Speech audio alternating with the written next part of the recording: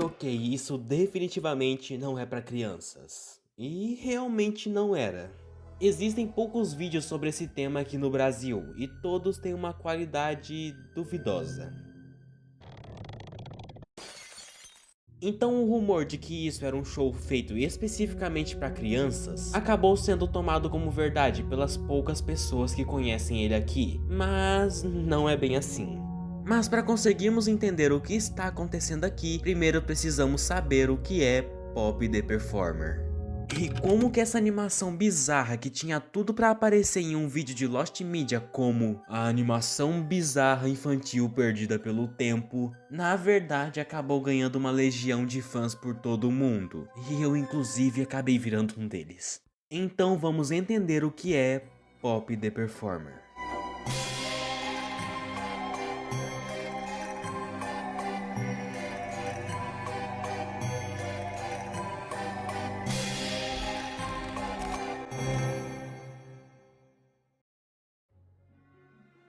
Há alguns meses atrás eu tava tranquilo tentando achar alguma coisa pra assistir no YouTube, até que depois de um tempo eu acabei me deparando com isso. De primeira, quando eu vi a thumbnail, eu achei que era alguma animação infantil mal feita. Sabe, aquelas que de vez em quando você acaba vendo seu irmãozinho assistindo e aí você fica pensando, meu Deus, por que eu não sou filho único? E isso não acontece só comigo, né?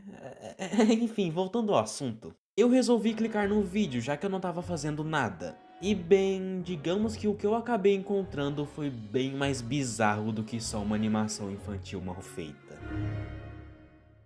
O episódio já começa com a abertura da animação. E eu nem preciso falar que ela é bizarra pra caramba, né?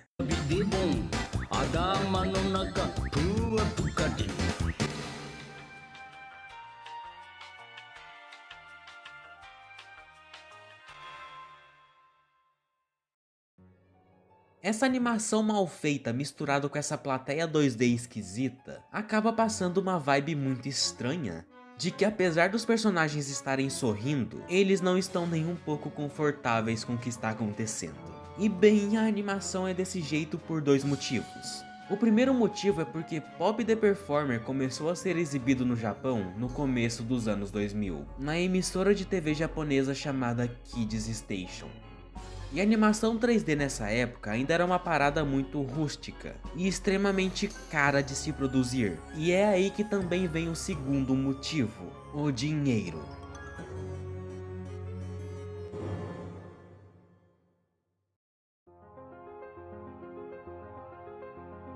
Os animadores tinham uma verba muito baixa para produzir os episódios. E quando eu digo baixa, era baixa mesmo. Eles tinham apenas 100 mil ienes por episódio. E você deve estar achando que é muito, mas isso dá só 600 dólares.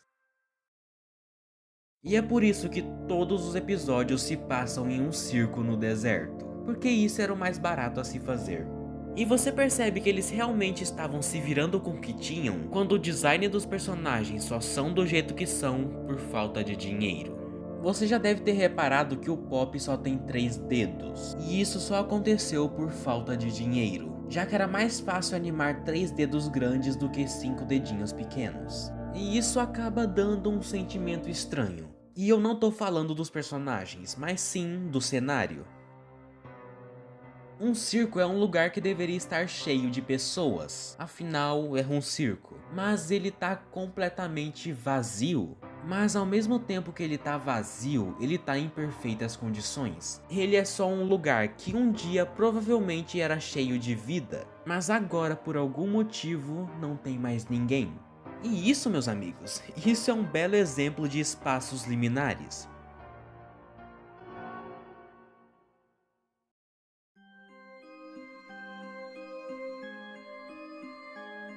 Existem vários consensos do que é um espaço liminar. Alguns dizem que são locais que parecem artificiais, outros dizem que são locais que te dão um sentimento de nostalgia, e por aí vai. Mas uma coisa que todo mundo concorda é o conceito básico de um espaço liminar: o vazio. Algo que claramente foi feito para as pessoas usarem. mas que agora é apenas um resquício do que ele já foi. E isso define muito bem o que o circo de Pop the Performer é. Um lugar que foi feito para as pessoas se divertirem e usarem, mas por algum motivo não tem ninguém.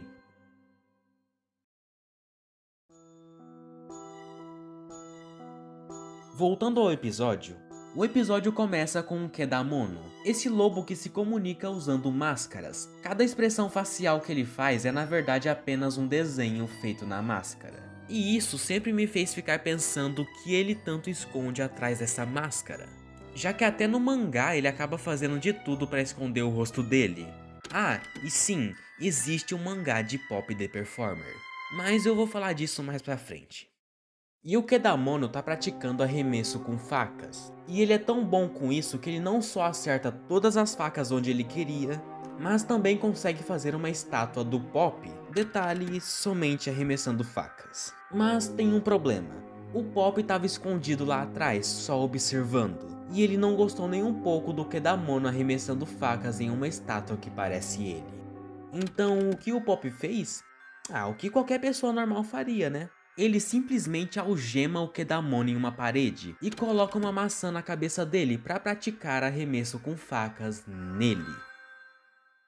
Como eu disse, o que qualquer pessoa normal faria, né? Então o Pop arremessa a faca. E você deve estar pensando, é só uma animação bobinha, ele com certeza vai conseguir acertar a maçã.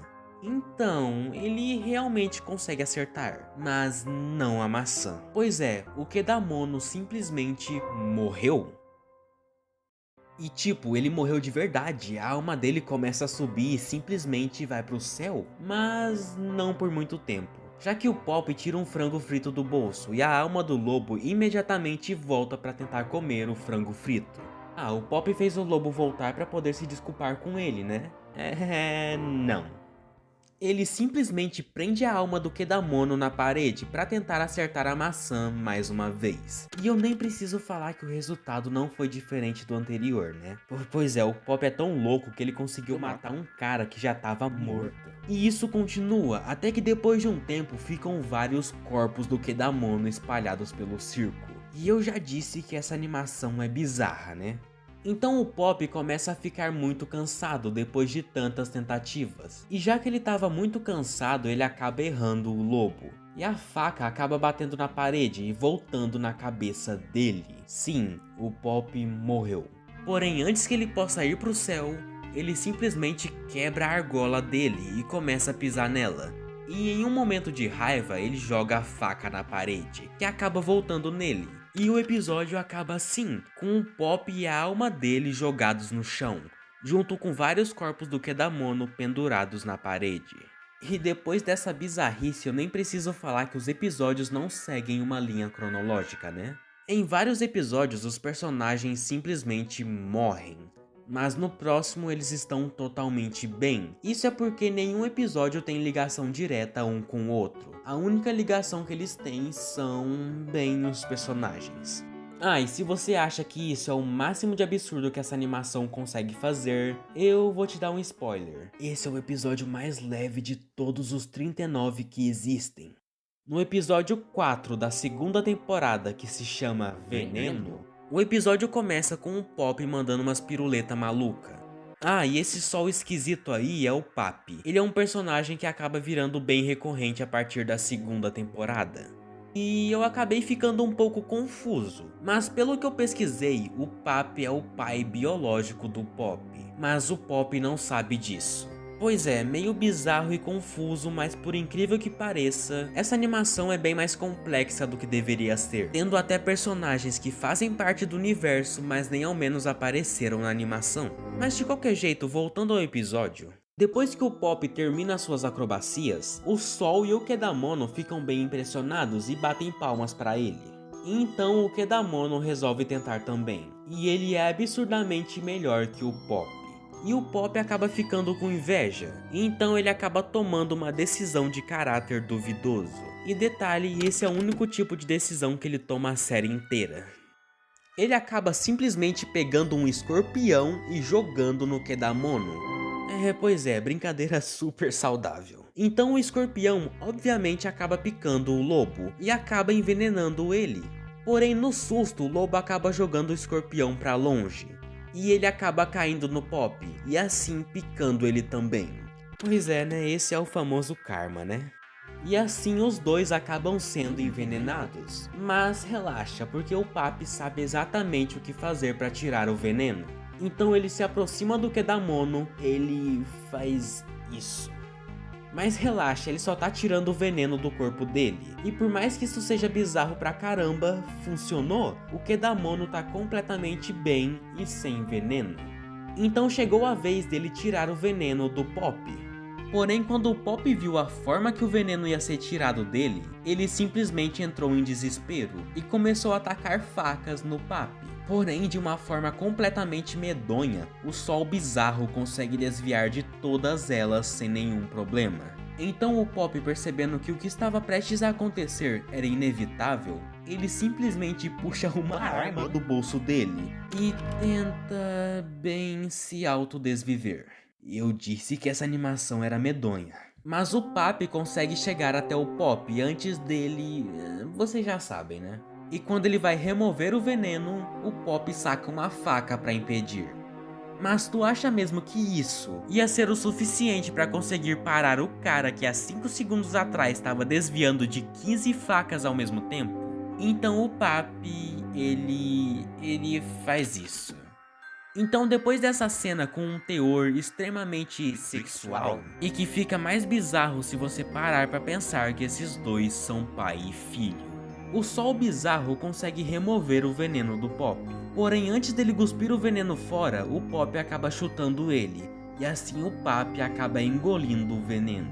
Porém, nem o Kedamono e nem o Pop querem tirar o veneno dele, porque o método que eles precisam usar é bem peculiar, para dizer o mínimo. Então, depois de algum tempo agonizando de dor, o Papi morre. Sim, ele simplesmente morreu. Então o Kedamono e o Pop acabam enterrando ele no deserto e vão embora dali.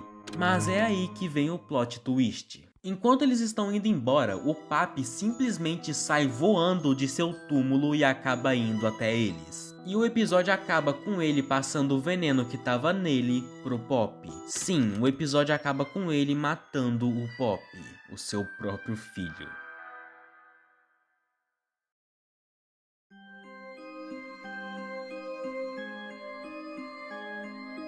E a partir daqui já deu pra entender como os episódios funcionam. Todos eles são muito bizarros e estranhos.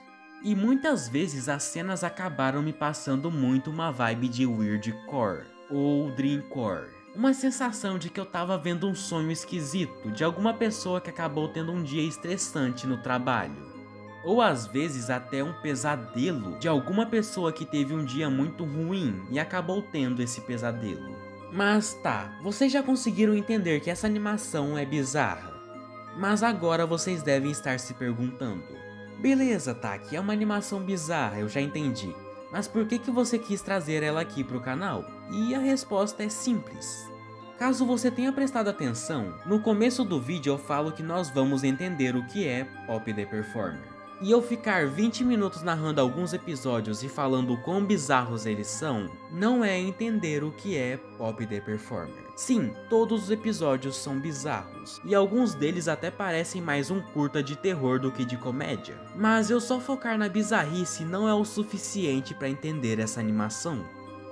E esse é um erro que eu vi que os poucos canais que fizeram vídeo sobre essa animação acabaram cometendo. Eles só focaram no fato da animação ser mal feita e os episódios serem completamente medonhos e esquisitos. Mas não é só isso que tem pra falar sobre Pop the Performer, porque ele é bem mais complexo que isso. Bem mais complexo do que ele deveria ser. Primeiro vamos falar da sua criação e da dúvida que as pessoas mais têm, que é: o show era pra crianças? Bem, não.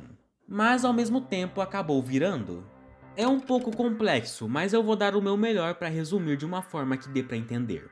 Ryuji Matsuda queria fazer um show animado em 3D. Não importava se ele nunca tinha trabalhado em nada antes, ele só queria fazer uma animação em 3D. E surpreendentemente, ele conseguiu. E é aqui que as coisas começam a ficar interessantes. Ele conseguiu um lugarzinho de 5 minutos na Kids Station, um canal de televisão japonesa. Então ele, sua esposa e mais uma pessoa que eu simplesmente não consegui achar quem era, me desculpa aí, mas você vai ficar sem créditos, amigão, iriam ser as pessoas que iam trabalhar no projeto. Sim, apenas 3 pessoas. E para piorar, o orçamento que deram para eles era extremamente baixo. E isso explica a animação ser super simples e os cenários não terem pessoas. Porque o Ryuji teve que se virar com o que eles tinham conseguido. E sinceramente eu fico bem feliz de ter sido assim. Já que o que fez Poppy the Performer se destacar das outras animações e conseguir uma legião de fãs foi isso, o clima estranho que a animação tinha. E que ao mesmo tempo que era simples, você conseguia perceber que os animadores estavam dando o seu melhor e usando o orçamento limitado que eles tinham da melhor maneira possível. E lembra que eu disse que ao mesmo tempo que o show não foi feito para crianças, ele acabou virando? Acabou acontecendo uma má comunicação entre o Ryuji e a Kids Station.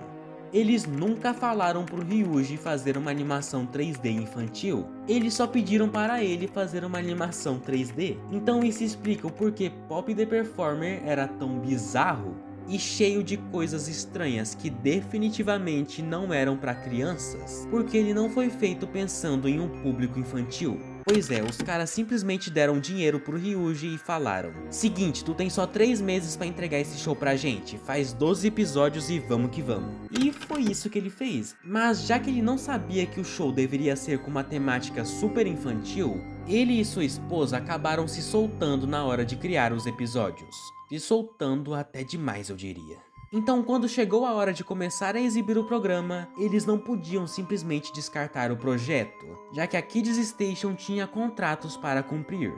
Então, no dia 3 de janeiro dos anos 2000, eles acabaram exibindo Poppy the Performer.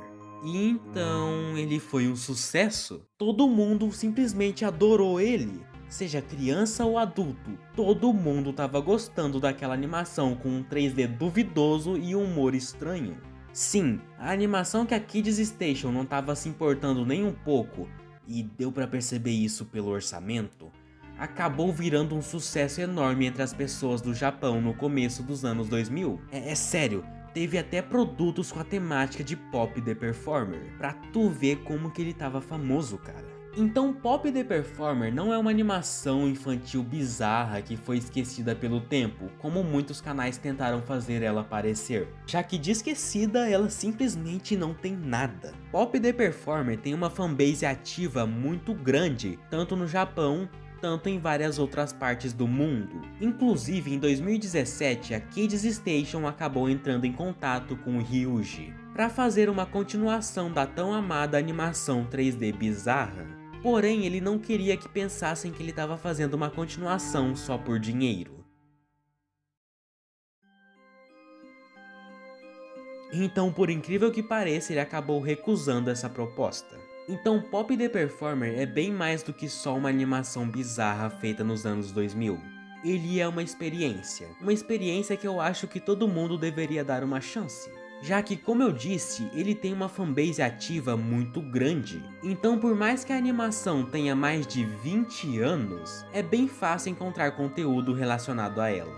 E tem um canal no YouTube criado por um fã que se chama, bem, Poppy the Performer. E nele tem tudo relacionado à animação, inclusive todos os episódios dela, incluindo o episódio piloto de 1999. Então eu super recomendo vocês a darem uma olhadinha nesse canal. E como eu mencionei no comecinho do vídeo, Poppy the Performer também tem um mangá. E nele nos é introduzido outros personagens que não puderam ser colocados na animação por falta de orçamento. Acho que a que mais me surpreendeu mesmo foi a irmã do Poppy. Sim, ele tem uma irmã, a Marifa. Ela originalmente era para ter aparecido na segunda temporada do show. Porém o orçamento era muito baixo, então eles tiveram que escolher entre o Papi ou a Marifa. E bem, eu acho que vocês já sabem quem acabou entrando pro show, né? Infelizmente o mangá é completamente em japonês, mas caso você tenha interesse em dar uma olhada, ele é bem fácil de se achar na internet. E um detalhe, ele é tão bizarro quanto a animação. Então é isso. Esse vídeo não é para falar detalhadamente sobre Poppy the Performer e dar todas as informações possíveis sobre ele, não. Eu fiz esse vídeo mais para introduzir ele para vocês, e assim mostrar para mais gente que essa animação bizarra existe e que ela não é só uma animação esquecida pela internet. E caso você esteja curioso, o Ryuji ainda está vivo e está trabalhando em um novo projeto, um mangá chamado Phaeton and Me, ou Faetão e Eu para os mais chegados. E eu sei que pode parecer estranho, mas tá vendo esse personagem? Sim, o personagem principal da história. Pois é, ele é o Pop. Não, eu não tô brincando. O Pop virou um cientista no futuro. E sim, por incrível que pareça, isso é canônico. Infelizmente, o mangá ainda não saiu e acabou tendo a sua produção interrompida por motivos desconhecidos. Mas é bem provável que seja por falta de verba e tempo, pois o mangá está sendo produzido de forma independente. Mas pode ficar tranquilo que o mangá não foi cancelado, ele só teve a sua produção interrompida temporariamente. E como eu já disse, esse vídeo não é para passar tudo sobre a animação com o máximo de detalhes possíveis. Esse vídeo foi mais para introduzir vocês a essa animação e tentar tirar a fama que ela pegou de ser apenas uma animação estranha perdida pelo tempo. Sendo que ela é mais que isso, bem mais que isso. Algo que começou apenas como uma animação feita com um orçamento extremamente pequeno, acabou se tornando simplesmente um enorme sucesso não só no Japão, mas no mundo inteiro. Já que mesmo 22 anos depois de seu lançamento, ainda existe muita gente falando sobre ele. E aqui tô eu, um brasileiro aleatório fazendo um vídeo sobre Pop the Performer. E eu realmente espero que eu tenha conseguido provar o meu ponto aqui. Que apesar das bizarrices e coisas questionáveis que acontecem nos episódios, ela é uma animação muito boa e que você deveria dar uma chance e se aventurar no circo bizarro de Pop the Performer.